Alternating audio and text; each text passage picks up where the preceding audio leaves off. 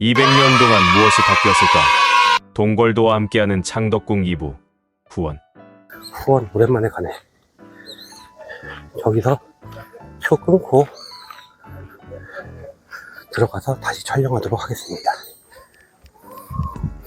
창덕궁 후원은 창덕궁의 북쪽과 창경궁이 붙어있는 한국 최대의 궁중 정원이다. 비원, 궁원, 금원, 북원으로도 불린다. 조선시대 임금의 산책지로 설계된 정원으로 1405년 10월에 별궁으로 지은 것인데 임진왜란에 불타 없어지고 1609년에 중수했다. 많은 정각과 누각과 정자가 신축 및 보수되어 시대에 따른 특색을 보여준다. 정원에는 왕실 도서관이었던 규장각, 영화당, 주엄루, 서양각, 영출루, 소요정, 태극정, 연경당 등 여러 정자와 연못들, 물이 흐르는 옥류천이 있고 녹화된 잔디, 나무, 꽃들이 심어져 있다. 또한 수백 종의 나무들이 26,000그루 이상 심어져 있고 300년이 넘은 나무들도 있다. 후원은 1997년에 창덕궁과 함께 세계유산으로 지정되었다.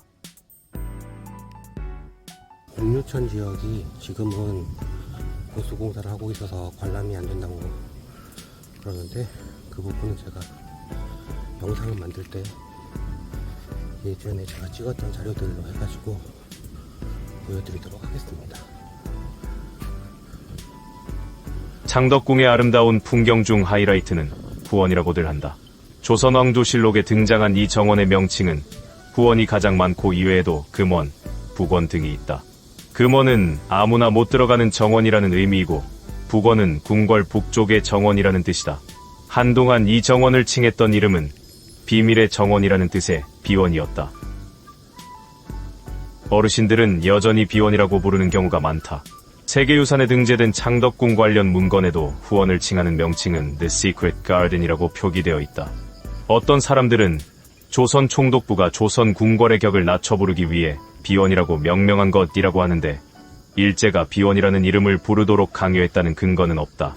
우리나라 사람들은 일제강점기라는 아픈 역사가 있어서 별 상관도 없는 콘텐츠에 나쁜 일본이라는 프레임을 잘 씌운다.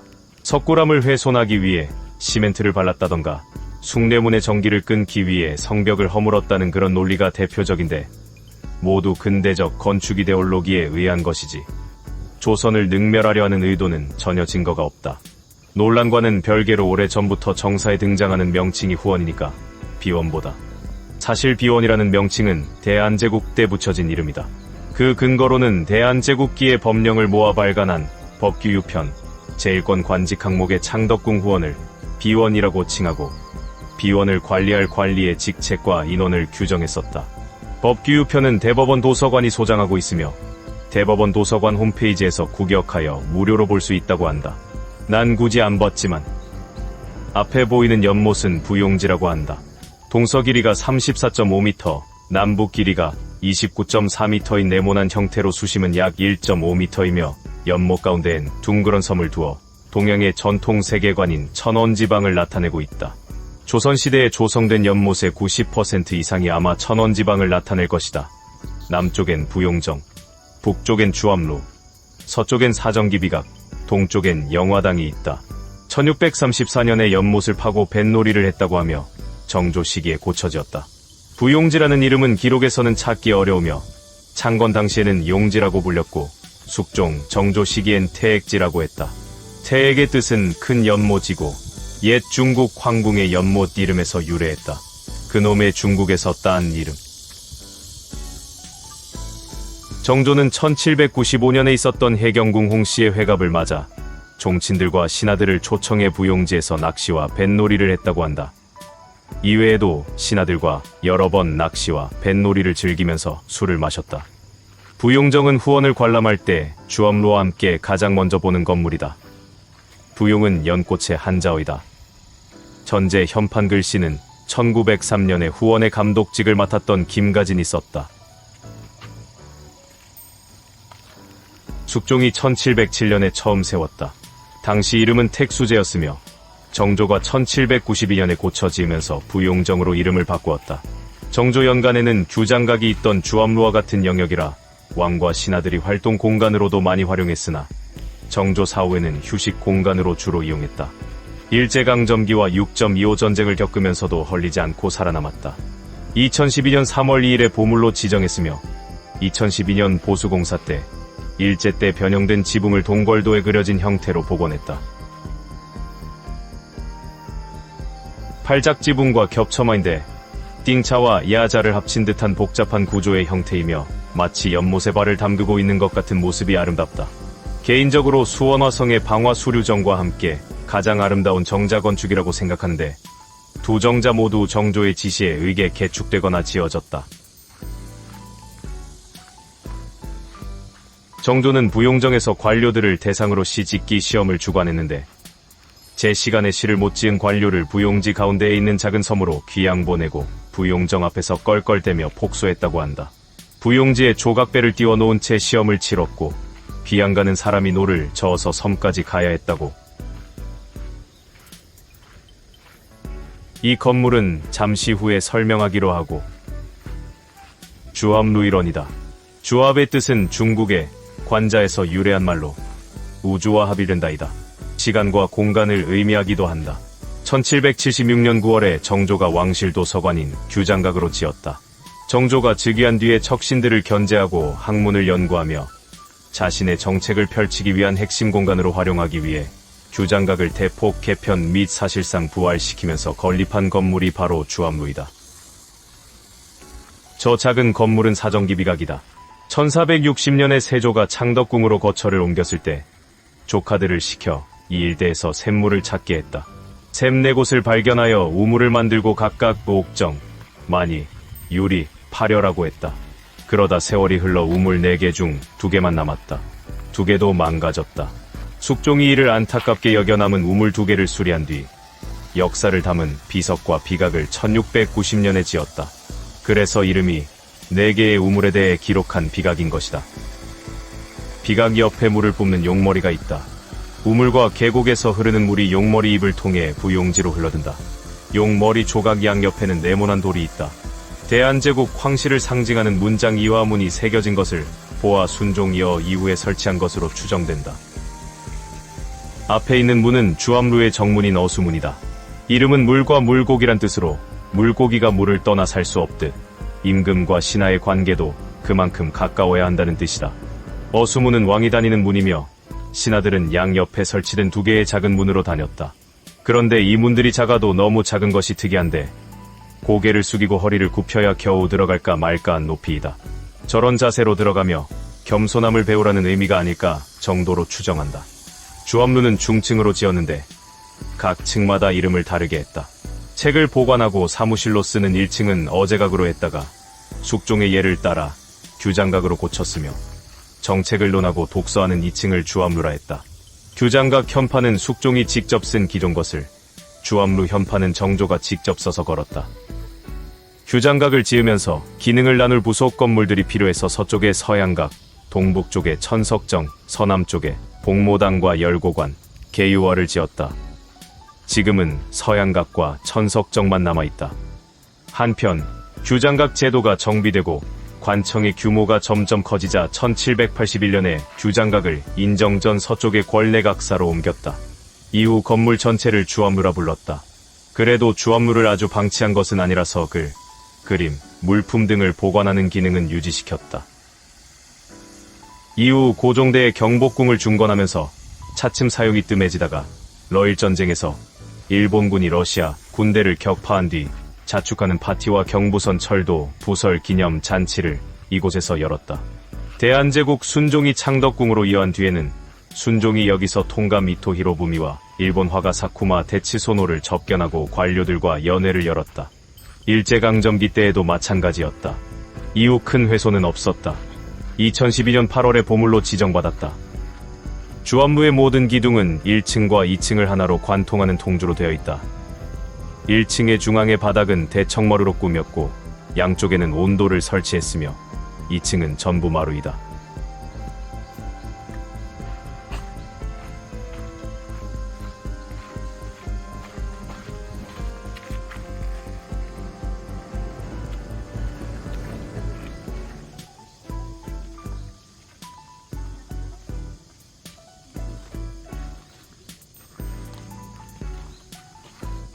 시각장애인들을 위한 교보제. 요즘 문화재청에서 이런 교보제를 많이 만드는데 개인적으로 시각장애인들이 이런 곳들에 얼마나 오는지 궁금하다.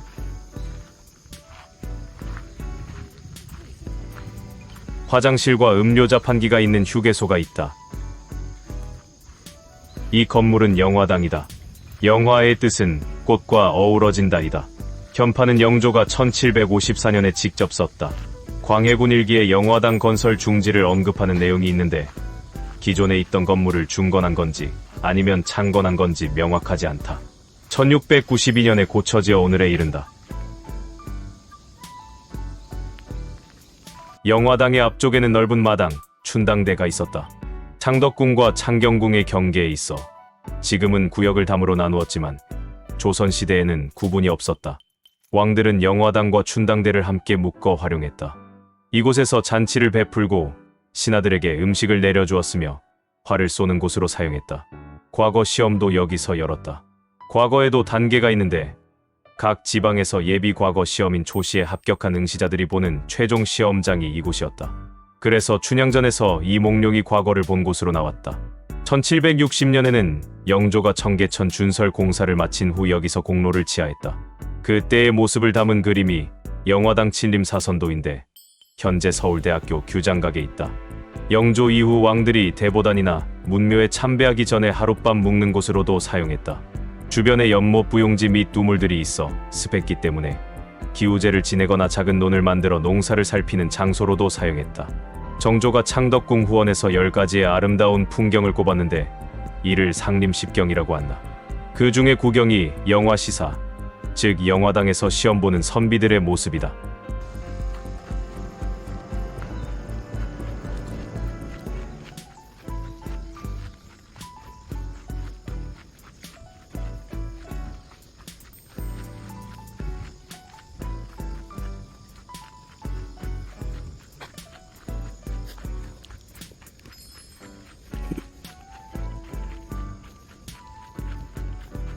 영춘문, 창경궁과 연결된 문이다.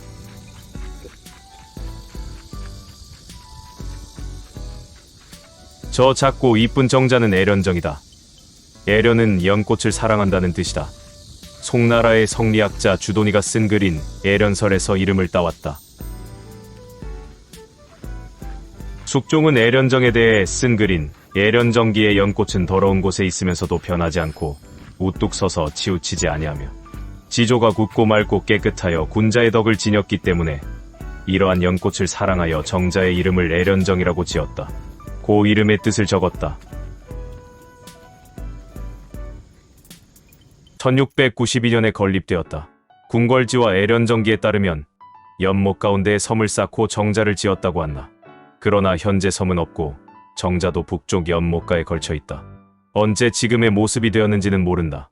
다만 1828년, 1830년 사이에 그린 동궐도에는 지금과 같은 형태로 그려져 있는 것을 보면 그려지기 전에 변한 것으로 추측한다. 헌종대에 지은 궁궐지에 따르면 애련정 서쪽에는 어수당이 있었다고 한다. 동궐도에도 보인다. 지금은 없다. 불로문이다. 왕의 장수를 기원하는 뜻에서 세워진 문으로 창덕궁 연경당으로 들어가는 길에 세워진 돌문이다. 세로판석에 돌적 위 자국이 남아있는 것으로 보아 원래는 나무 문짝이 있었던 것으로 추정한다.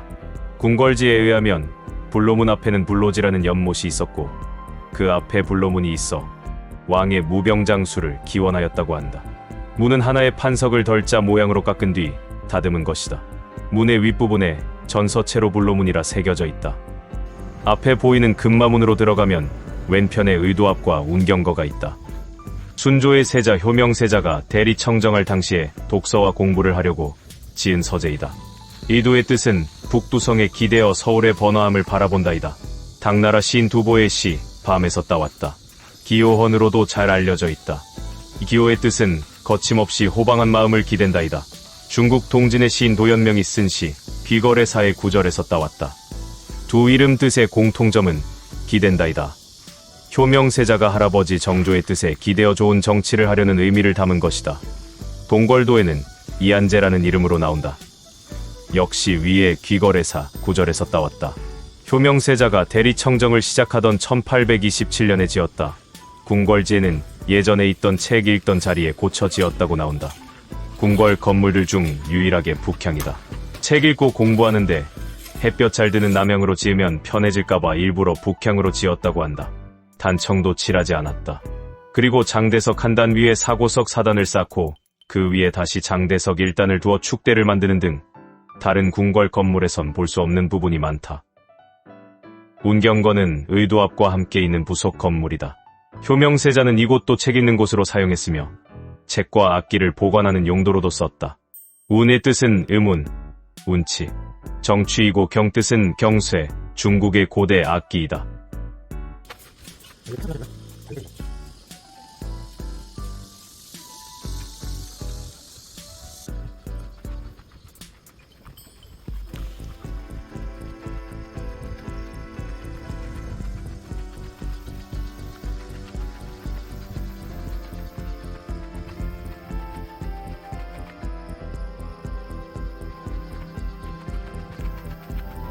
앞에 있는 대궐집은 연경당입니다.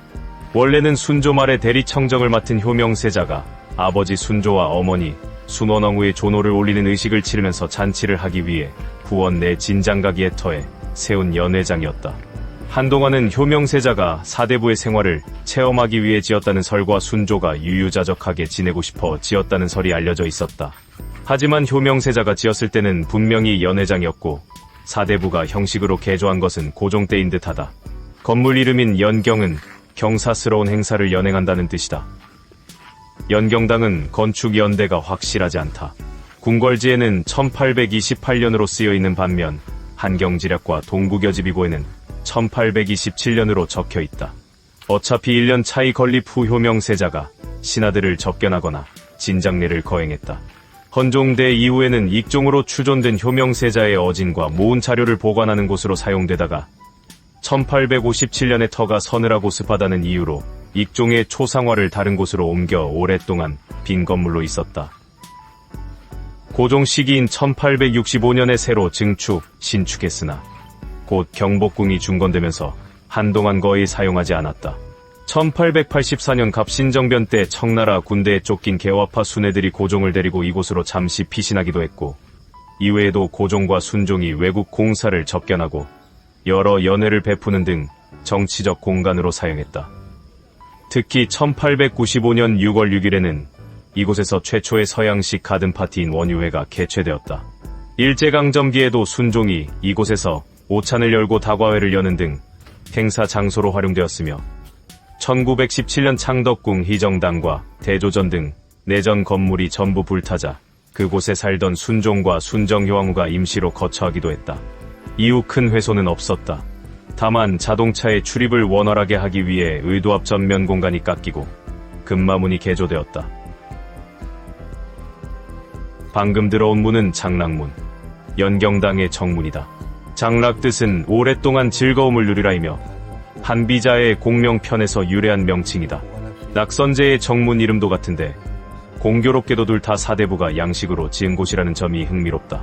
현판 글씨는 흥선대 원군이 쓴 것이다.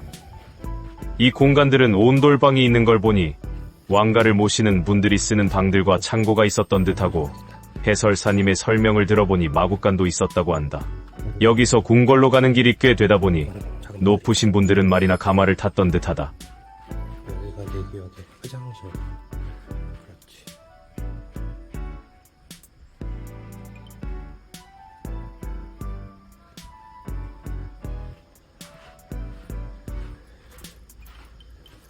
이 문이 더 크다.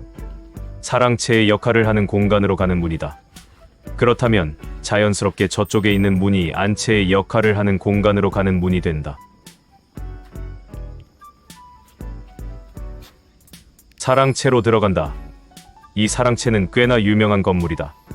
전형적인 사랑채의 건축 구조를 가지고 있어서 고건축의 구조를 공부할 때 이 건물의 구조도를 자주 본다.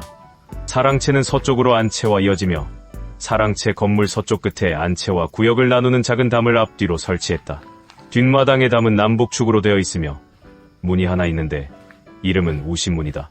앞마당의 담은 남쪽으로 내려오다 사랑채 출입문인 장양문 근처에서 서쪽으로 꺾이는데 그 부분에 안채와 연결되는 정추문이 동양한 채 있고 거기서 담은 다시 남북축으로 배치되어 있다. 그리고 건물 기단 위에 안채로 가는 나무 쪽문을 두었다.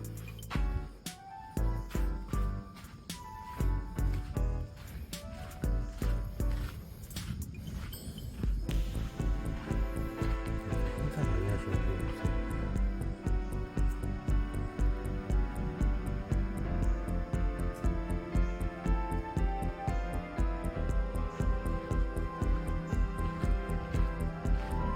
이 건물은 선양제다.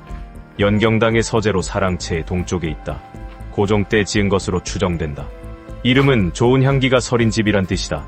청나라 양식의 영향을 받아 건물의 양옆면 벽은 붉은 벽돌을 쌓고 벽 중앙에는 회색 벽돌로 만든 둥근 틀 안에 화려한 문양을 넣었다. 벽 아래엔 아궁이를 설치했다. 건물 전면에는 차양을 덧대었다. 오늘날의 블라인드와 유사하게 지었으며 삼끈과 도르래를 달아 위치를 조절할 수 있게 했다. 차양의 지붕은 기와가 아닌 구리판으로 만들었다. 차양의 안쪽은 나무판으로 덧대고 나무로 십자틀을 엮은 형태다. 이 차양은 오후의 햇살을 정면으로 맞기에 이를 피하기 위해 설치한 것이다. 사실 다른 건물들과는 다르게 서양으로 놓여 있기 때문인데 이 때문에 불편한 점이 오후 햇살 외에도 습기가 많이 차서 온돌에 불을 지펴 습기를 빼주어야 했다고 한다. 선양제의 뒤쪽엔 사단의 화계를 놓고 꽃과 나무를 심어 화려하게 꾸몄다. 선양제 동북쪽에 있는 농수정이다. 건립 시기는 확실하지 않지만 선양제와 비슷한 시기로 추정한다. 이름은 짙은 빛으로 술을 놓는다는 뜻이다. 각 면마다 문이 설치되어 있는데 야자살로 되어 있어 화려하다. 연경당을 처음 지을 즈음에 그려진 동궐도를 보면 지금과는 구조가 많이 다르다. 덜자형 건물 한 채로만 되어 있고 건물 전면에는 여러 행사를 할 수 있는 넓은 월대가 놓여 있었다. 그리고 동, 서, 북쪽 담장은 일반적으로 볼 수 있는 형태인 벽돌과 사고석으로 쌓았으나 남쪽 담장은 판자로 되어 있으며 출입문은 남쪽에 2칸짜리 솥을 대문 한 개를 서쪽에 한 개를 두었고 남쪽의 솥을 대문 중 큰 칸의 이름을 장랑문이라고 했다. 또한 동쪽에 긴 일자형 부속 건물을 남쪽과 북쪽에 각각 한 채씩 두고 담장과 이었는데 남쪽 건물은 운해연, 북쪽은 계금제라 했다. 연회, 공연 같은 행사를 하기 좋은 구조인데 애초 연경당의 설립 목적을 생각해보면 당연한 것이다. 이런 형태는 철종연간까지 이어진 것으로 보이나 고종 때 증축, 신축하면서 현재 모습으로 바뀐 듯하다. 지금 남아있는 연경당의 모습은 화려한 단청이 칠해져 있지 않고 농수정을 제외하면 사대부가의 간단한 민돌이 형식이다. 하지만 어쨌든 궁궐이라서 일반 양반가와는 확연히 구분가는 점들이 있다. 우선 사대부가의 상한선이 99칸인 것에 비해 연경당은 109칸 반에 달한다. 그래서 왕자나 공주의 사저인 군가를 모방했다는 주장도 있다. 그리고 문과 창문, 담장과 벽돌의 무늬가 화려하며 세련되고 섬세하다. 이는 연경당 영역에 있는 건물 대부분이 해당한다. 배치는 전형적인 조선시대 양반가처럼 맨 앞쪽에 행랑채를 두 겹으로 두른 뒤 대문을 두고 대문으로 들어온 뒤 보이는 행랑채에 각각 남성의 공간인 사랑채와 여성의 공간인 안채로 통하는 출입문을 내었다. 이 출입문도 위계를 두었는데 사랑채로 가는 문은 솥을대문으로 안채로 들어가는 문은 평대문으로 설치하여 서열을 구분했다. 남자와 여자의 공간을 엄격하게 나누기 위해 사랑채와 안채의 앞마당 사이에 작은 담을 두었지만 건물 자체는 이어져 있어 실내에서 드나들 수 있다. 설명하다 보니 사랑채의 뒤편에서 안채로 넘어왔다. 건물 구조는 사랑채와 거의 동일하다. 연결되어 있음 일반적인 안채와 달리 부엌이 없다. 아무리 민가의 양식을 본땄다고 해도 어쨌든 궁궐이라 주방이 따로 있었기 때문이다. 그래서 요리하면서 자연스럽게 난방하는 것은 불가능했고 아궁이는 다른 궁궐 침전과 같은 함실로 되어 있다.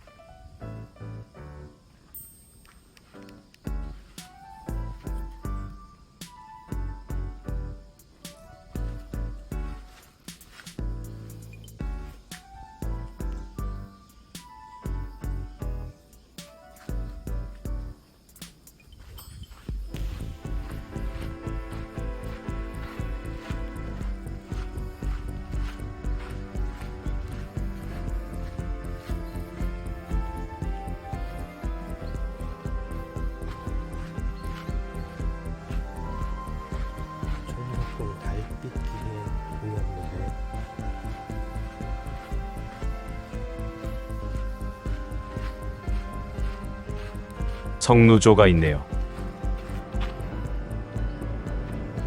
차량체를 둘러싼 행랑채를 걸어봅니다. 온돌방이 있는 걸 보니 역시나 서포트하는 분들의 방이. 온돌방. 온돌방.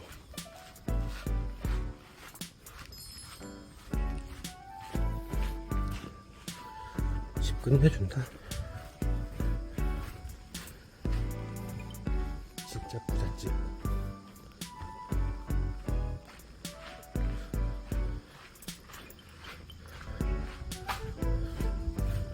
연경당 밖으로 나왔습니다.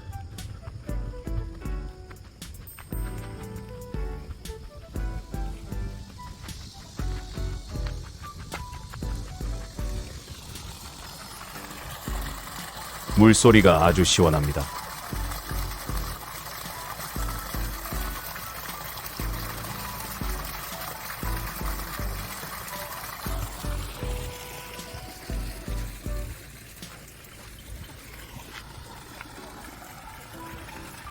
연경당의 아름다운 건축과 물소리의 조화.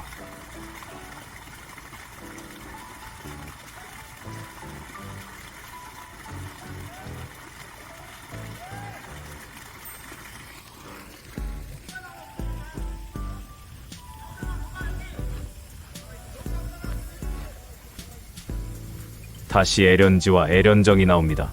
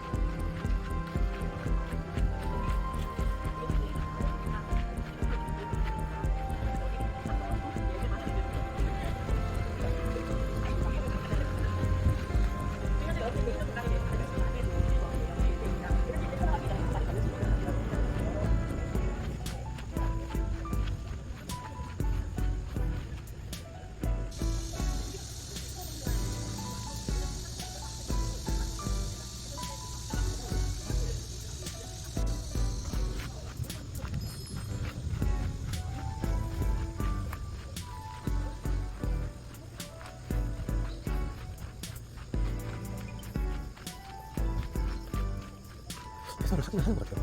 저희가 먼저 올라가서 회사 선생님 올라오기 전에 돌아와가지고 같이 못 올라온 것 같은데 이렇게 회사를 하시네요. 정말 보고 싶은 거 봐도 되는 것 같아요. 아까 저 말고도 외국분 이렇게 돌아다니시면 보시는 거 보니까 크게 제약은 없는 것 같고 저도 이렇게 잘 가려고 하겠습니다. 이쪽은 창경궁입니다. 창경궁. 지난번에 돌아봤었던 창경궁입니다.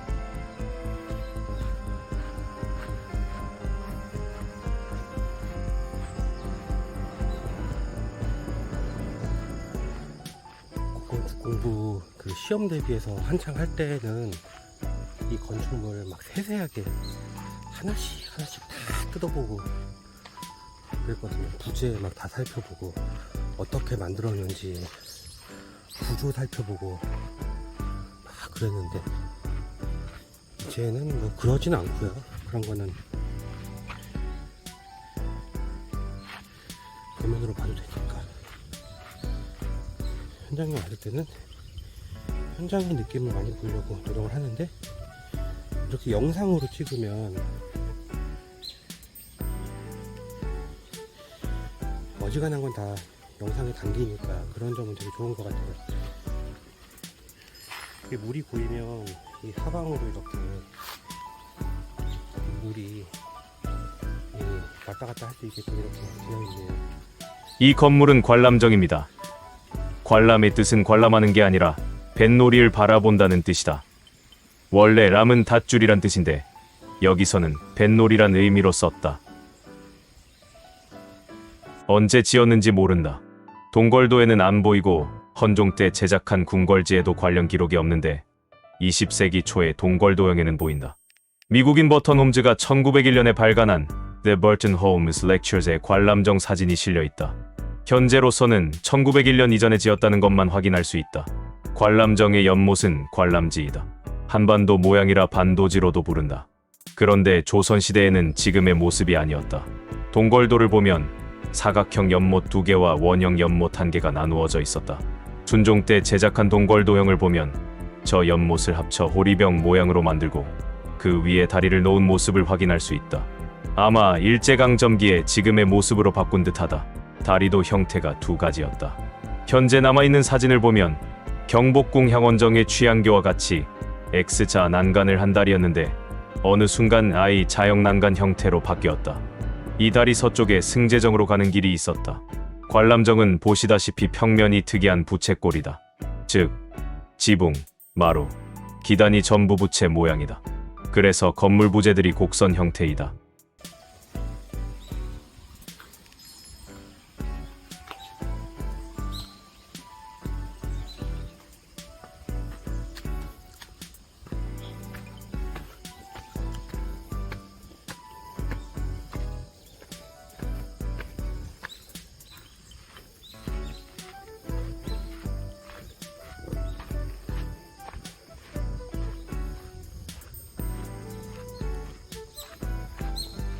출입금지.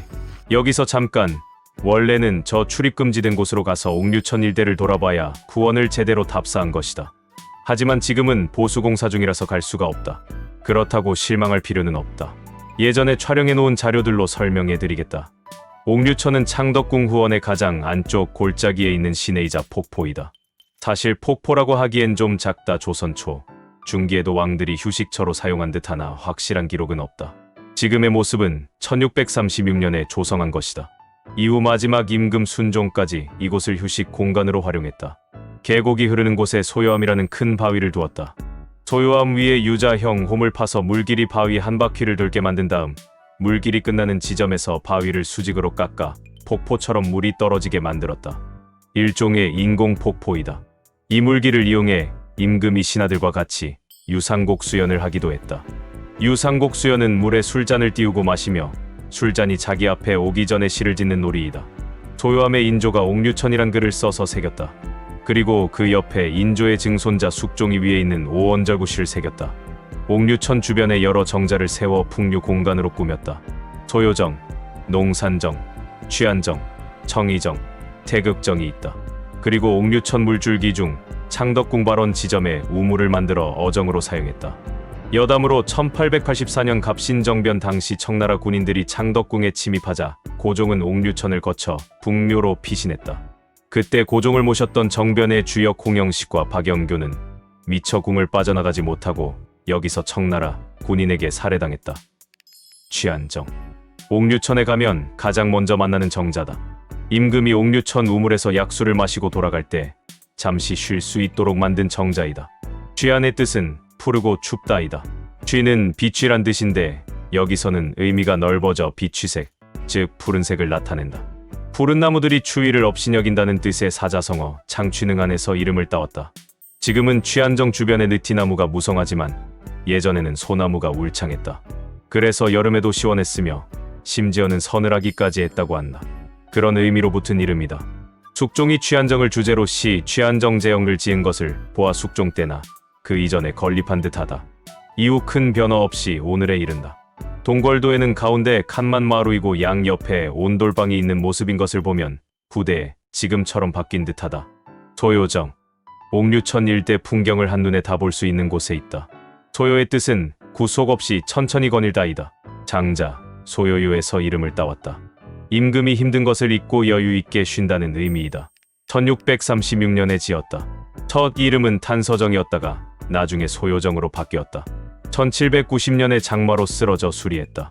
소요정 북쪽과 동쪽으로 옥류천 물이 흐르며 서북쪽엔 옥류천 폭포가 있다. 그래서 지역 문제 때문에 각 면마다 기단의 수가 다르다. 역대 임금들이 소요정을 많이 찾고 아꼈다.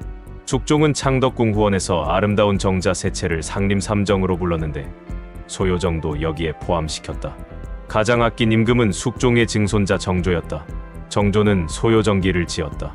그리고 자신의 저서 홍제전서에 실은 시 상립십경에서도 소요정을 언급했다. 상립십경은 창덕궁 후원에서 경치가 가장 빼어난 곳 10곳을 주제로 쓴 시이며 소요정은 5번째로 나온다. 정조가 신하들과 유상곡 수연을 하는 정자도 여기다. 태극정. 태극은 음양사상과 결합해 만물을 생성시키는 우주의 근원이다. 1636년에 지었다. 첫 이름은 운영정이었는데 나중에 태극정으로 바꾸었다. 이후 많은 왕들이 쉬어가는 곳으로 활용했다. 일제강점기와 6.25 전쟁을 거치면서도 살아남았다. 역대 임금들이 태극정도 많이 찾고 아꼈다. 태극정도 상림삼정에 포함시켰다. 정조는 태극정시를 지어 빼어난 풍경을 찬양했다. 정조의 아들 순조는 여기서 신하들을 만나 심경을 읽게 했다. 청이정. 청이의 뜻은 맑은 물결이다. 옥류천 일대의 맑은 물을 따서 이름으로 지은 듯하다. 청의 단어 자체는 시경, 위풍벌단에서 유래했다. 창덕궁에서 유일하게 남아있는 초가지붕 건물이다. 한국의 초가 정자 중 가장 오래되었다. 정자 앞에 논이 있다. 여기서 벼를 심고 수확 후에는 볏짚으로 정자의 지붕 이형을 잇게 했는데 이는 백성들의 고단함을 몸소 느끼고 또한 농사의 소중함을 백성들에게 일깨워주기 위함이었다. 1636년에 지었다. 일반 궁궐 건물들과 다른 점이 많다. 초가지붕인 점도 그렇고 건물의 부재들도 굉장히 얇다. 현판 역시 특이하다. 다른 정각처럼 벌지 않고 목판으로 만든 뒤 도리에 끼워 고정시켰다. 목판은 가운데에 글씨틀이 있고 그 주변을 화려한 단청으로 칠한 형태이다. 글씨는 검은 바탕에 흰 글씨로 글씨틀은 주황색이다. 섬과 노는 천원지방에 따라 사각형이고 지붕은 원형이다. 숙종의 상림삼정에 포함된다. 청의정로는 현재 서울 사대문 안에 있는 유일한 논이다. 농산정. 농산의 뜻은 산으로 쌓여있다이다. 농은 직역하면 대나무 바구니, 함 같은 상자를 말하는데 의미를 확장해서 둘러싸다는 뜻으로도 쓴다. 산 속에 둘러싸인 아름다운 경관을 건물의 이름으로 쓴 것이다. 이름은 정자이지만 사방이 트인 일반 정자들과 달리 마루와 온돌방이 있어서 사람이 묵을 수 있었다. 또한 부엌도 있어서 음식을 만들 수도 있었다. 이를 종합해보면 왕이 쉬려고 만든 별당 혹은 옥류천 일대에서 가벼운 행사 등을 할 때 필요한 음식을 만드는 용도였던 듯하다. 정확하게는 모르고 1636년에 지었다는 설이 있다.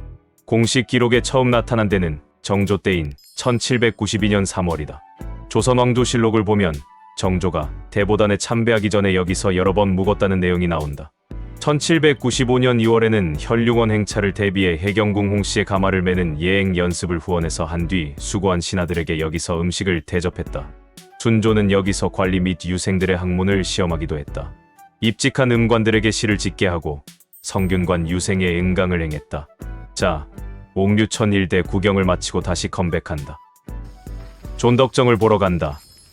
일대에서 가장 화려하고 규모가 큰 정자이다. 존덕의 뜻은 덕을 높이다이다. 임금이 덕을 존중하는 마음으로 훌륭한 정치를 하라는 마음을 담았다. 1644년에 지었다.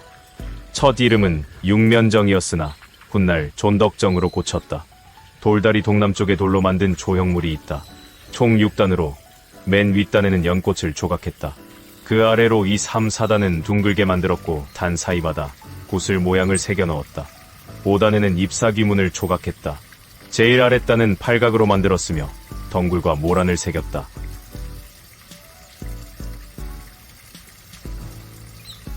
돌다리와 존덕정 사이에 일형대가 있다. 해시계를 올려놓으려고 만든 대로 지금은 대만 남았다. 총 4단으로 제일 아랫단은 팔각이나 최대한 둥글게 만든 흔적이 보인다. 위로 올라갈수록 면적이 넓어진다. 밑에서 2단, 3단에는 구름을 새겼고 제일 윗단에는 연덩굴을 조각했다. 윗단 상부에는 홈이 파여 있는데 해시계를 놓았던 흔적이다. 존덕정은 육각형의 단층 목조 건물이지만 지붕을 2층처럼 보이게 했다. 기능을 위한 구조라기보다는 권위 있고 아름답게 보이기 위한 노력이다. 북쪽 칸에 정조가 쓴 만천명월주의 농자서 판을 걸어 놓았다. 지금 정면에 보이는 바로 저거다. 만천명월주의 농자서는 세상의 모든 신에는 달을 품고 있지만 하늘에 떠 있는 달은 유일하니 그 달은 곧 임금인 나이고 신에는 곧 너희 신하들이다. 따라서 신해가 달을 따르는 것이 우주의 이치라는 내용이다. 주련에는 시가 적혀 있다.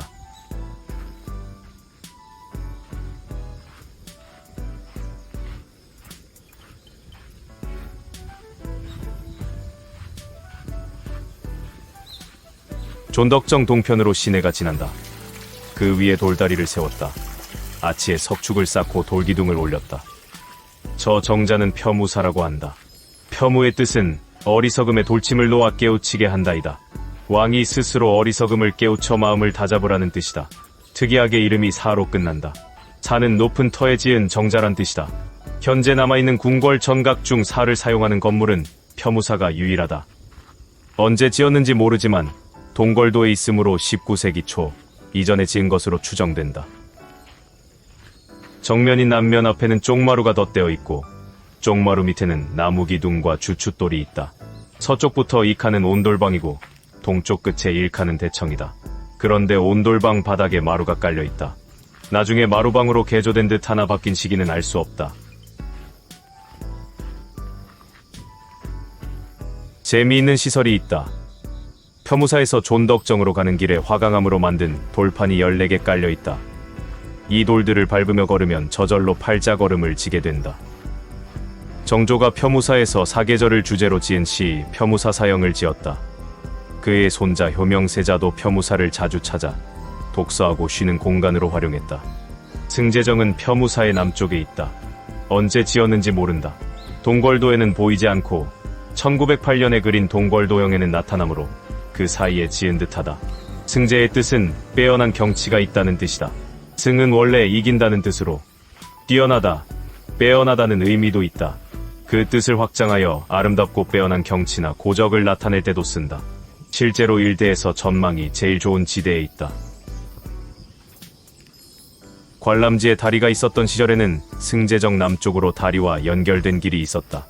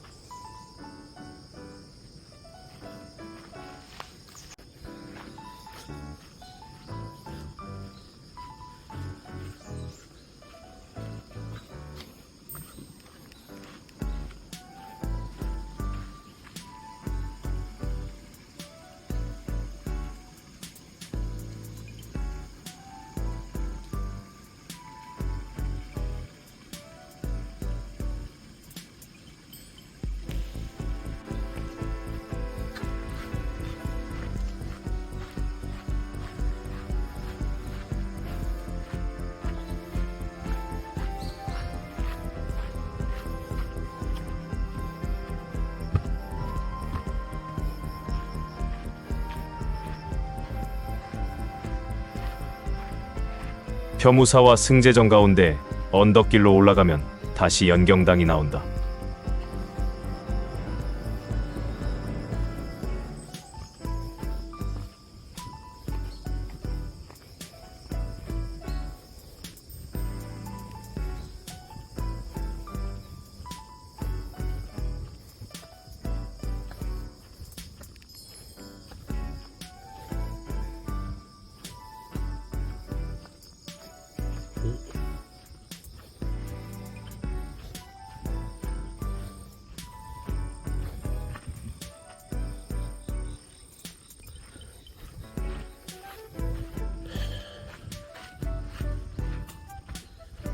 연경당에 오니 사람들이 해설사의 설명을 듣고 있었다.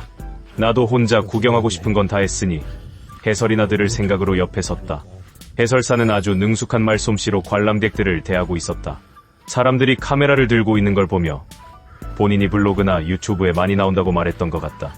모자에 선글라스에 마스크까지 착용하고 계셔서 전혀 알아볼 수 없었지만 그런가 보다 했다. 그런데 해설을 하다가 갑자기 나한테 카메라 치워요를 몇 번이나 외쳤다. 난 나한테 하는 이야기인 줄 몰랐는데 주변의 관람객들이 다 나를 보길래 나한테 하는 소린 줄 알았다. 치우라고 해서 치웠다. 좀 창피하기도 하고 사진 찍으러 오는 이런 궁궐에서 왜 치워야 하는지도 모르겠고 누군지 알아볼 수도 없는 해설사 본인의 초상권을 주장하는 것이라고 생각하기도 좀 애매했다. 이런 상황에서 화가 스물스물 올라왔다. 치우라는 표현이 아주 거슬렸다. 표현이 거슬리니 사람도 거슬리고 능수능란했던 사람의 해설도 거슬렸다. 그래서 해설을 듣다가 다시 혼자 떠났다. 사람들에게 피해를 주기도 싫고 평이하고 거슬리는 해설을 듣고 있고 싶지도 않았다. 이후 몇 시간 동안 계속 그 거슬리는 해설사가 머릿속에 떠올랐다. 문화재 활용을 연구하는 사람으로서 이런 상황을 잘 염두에 둬야겠다는 생각을 했다. 가끔 보면 궁궐 같은 데서 해설하는 분들 중 어떤 분들은 이상한 포인트에서 주인의식이 있는 듯하다. 자리가 사람을 만든다고 완장이 벼슬이라 그런가?